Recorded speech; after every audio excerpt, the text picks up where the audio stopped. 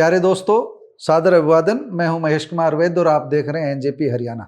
दोस्तों, आज बात करेंगे दुष्यंत चौटाला के नेतृत्व में हुई छात्र हित महापंचायत की। हम आपको छात्र हित महापंचायत का गणित समझाएंगे, क्यों हुई, किस कारण इसका आयोजन किया गया, क्यों दुष्यंत चौटाला और दिग्विजय चौटाला यानी दोनों भाई अपने पिता अजय सिंह चौटाला के नेतृत्व में अब भाजपा पर वार करने में जुटे हुए हैं।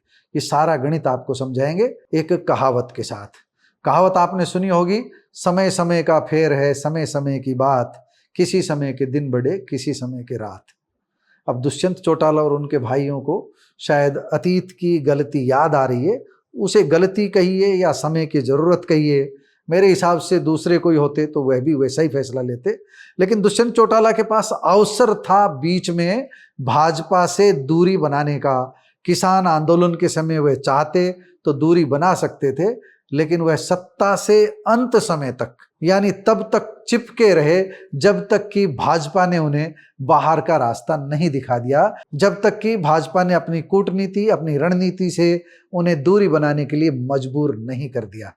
लेकिन जब तक मजबूर नहीं किया था तब तक दुष्यंत चौटाला भाजपा की भाषा बोलते रहे, भाजपा जैसा कहती वैसा करते रहे, सरकार का हिस्सा थे, उनमें हिम्मत नहीं थी सरकार के खिलाफ बोलने की। और बोलना भी क्यों चाहिए, साथ थे तो साथ ही रहेंगे। लेकिन साथ रह करके भी कई ऐसे अवसर आए जब वह भाजपा से दूरी बना सकते थे, नहीं बनाई। और अब इस बात का उन्हें एहसास हो गया है कि जो चौधरी देवीलाल की राजनीतिक विरासत थी वो एक बार जजपा के पास आती दिखाई दे रही थी, उनके पास आती दिखाई दे रही थी, वह अब एक बार फिर इंडियन नेशनल लोक दल यानी मूल पार्टी की ओर जाती दिखाई दे रही है। अभय सिंह चौटाला के नेतृत्व में जो इनेलो है उसके पास जाती दिखाई दे रही है। ओम प्रकाश चौटाला भी जाते जाते इस दुनिया से विदा होते होते अभय सिंह चौटाला को अपने शब्दों से मजबूत कर गए। वह भी कह गए थे कि मेरी राजनीतिक विरासत अभय चौटाला का है। मुझे नहीं पता यह कुनबा कभी एक होगा या नहीं, चौधरी देवीलाल की राजनीतिक विरासत का दावा करने वाले लोग एक होंगे या नहीं। लेकिन आज की हम बात करें तो आज चौधरी देवीलाल के विचारधारा से निकली दोनों पार्टियों में इंडियन नेशनल लोक दल शिखर पे है, अर्श पर है, जबकि जजपा फर्श पर है और जजपा को इस बात का एहसास है। दुष्यंत चौटाला अब चर्चा में इसलिए आए हैं क्योंकि एक एसएचओ पवन कुमार ने उनकी गाड़ी के आगे अपनी गाड़ी लगा करके दुष्यंत चौटाला को दिखा दिया था कि अब वह पावरहीन है, अब वह शक्तिहीन है, अब वह उप मुख्यमंत्री नहीं है, अब हम थानेदार हैं और आप कुछ भी नहीं है।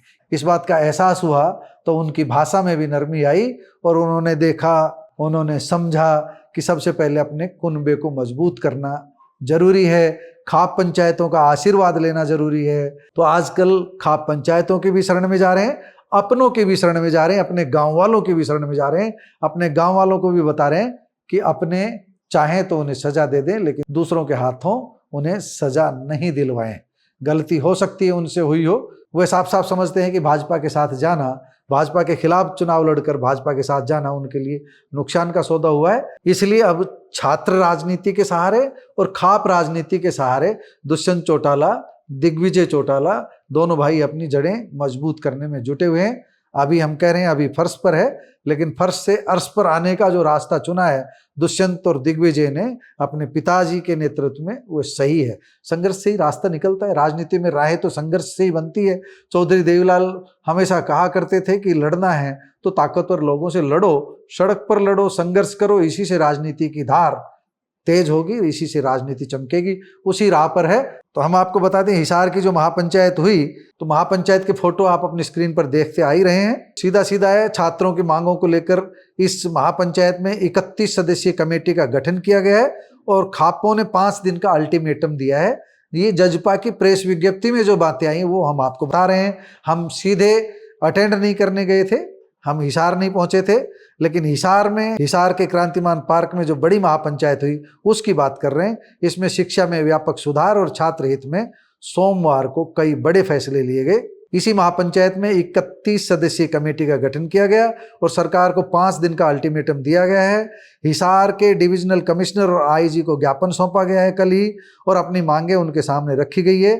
छात्र हित महापंचायत के अध्यक्ष अनंतराम तंवर ने सीधे सीधे ये कह दिया है कि छात्रों को जो दिक्कतें आ रही है उनको लेकर के अनेक खाप प्रतिनिधियों, सामाजिक लोगों, राजनेताओं व छात्र संगठनों ने मिलकर महामंथन किया है और मिलकर जो महामंथन किया है उसी के बाद सरकार को चेतावनी दी है कि अगर उनकी मांगे नहीं मानी गई तो जल्दी ही दूसरी बार बड़ी महापंचायत का आयोजन होगा और कोई बड़ा फैसला लिया जाएगा। बिहार के पूर्णिया के चर्चित सांसद पप्पू यादव भी इस महापंचायत में पहुंचे। उन्होंने भी अपनी बात कही और उन्होंने कहा कि मामले को देश की संसद में उठाया जाएगा। उन्होंने चौधरी देवीलाल, चौधरी चरण सिंह जैसे महापुरुषों को याद किया और सीधे सीधे कहा कि पंचायतों का आयोजन किसी विशेष धर्म मजहब के लिए नहीं होता, बल्कि अन्याय के खिलाफ लड़ने के लिए होता है।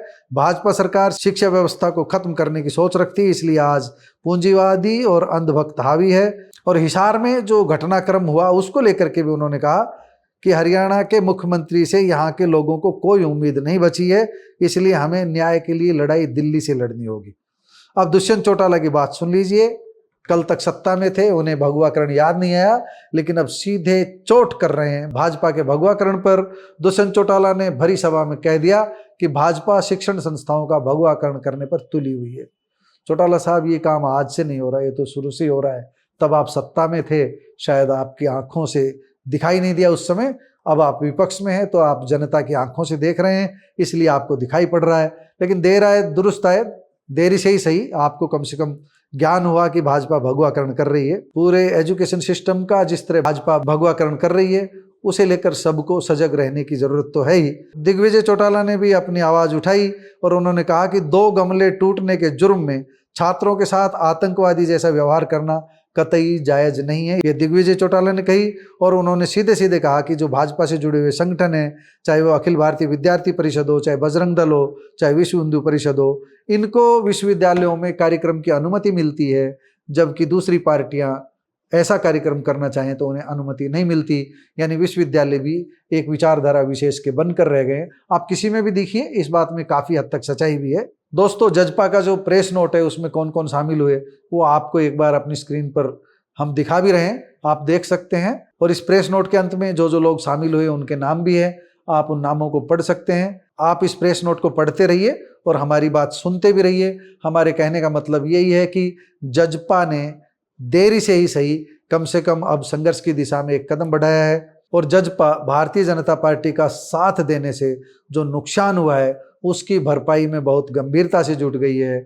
जजपा की पूरी टीम, यानी कि अजय चौटाला, दुष्यंत चौटाला, दिग्विजय चौटाला और उनके स्वजन इस बात को अच्छी तरह जानते हैं। अगर संघर्ष में जरा भी ढील दी गई तो वह हाशिए पर चले जाएंगे, फर्श से अर्श की तरफ नहीं बढ़ पाएंगे। इसीलिए वह कड़ी मेहनत कर रहे हैं। उनके लिए धूप की परवाह नहीं है, गर्मी की परवाह नहीं है।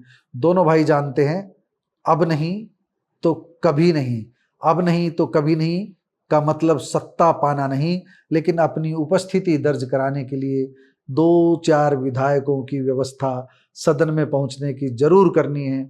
इसी के लिए वह संघर्ष कर रहे हैं, इसी के लिए यह लड़ाई लड़ रहे हैं। उन्हें पता है कि चाचा अभय चौटाला आज इंडियन नेशनल लोकदल के सिपाहियों को एकजुट करने में लगे हुए हैं। दुष्यंत और दिग्विजय की टीम में जो साथी रहे उन्हें भी अपने साथ धीरे धीरे एक एक करके तोड़ रहे हैं। हम ये भी कह सकते हैं कि एक एक करके कुछ लोग दुष्यंत दिग्विजय को छोड़कर उधर जा रहे हैं, लेकिन लगभग एक पखवाड़े में थोड़ा सा बदलाव जरूर आया है। दुष्यंत चर्चा में आए हैं, दिग्विजय की चर्चा हो रही है। पुलिसकर्मी की गाड़ी सामने लगाने से ही सही दुष्यंत को बड़े स्तर पर सहानुभूति मिल रही है। उत्तर प्रदेश के पूर्व मुख्यमंत्री अखिलेश यादव का भी उन्हें साथ मिला और दलगत राजनीति से हटकर दूसरे नेताओं का भी, कांग्रेस के नेताओं का भी दुष्यंत चौटाला को साथ मिला। ये बड़ी बात है। दोस्तों, दुष्यंत चौटाला और दिग्विजय चौटाला भाजपा से टकराने के लिए जो रास्ता चुन रहे हैं, छात्र हित महापंचायत कर रहे हैं, इसी तरह की दूसरी गतिविधियां कर रहे हैं, इन्हें लेकर के आप क्या सोचते हैं? क्या आप समझते हैं दुष्यंत दिग्विजय की जोड़ी एक समय फिर फर्श से अर्श की ओर आ जाएगी, एक समय फिर उनके अच्छे दिन आ जाएंगे? आपकी राय हमारे लिए काफी महत्वपूर्ण है। कमेंट बॉक्स में जाकर बताइएगा जरूर। नमस्कार, धन्यवाद।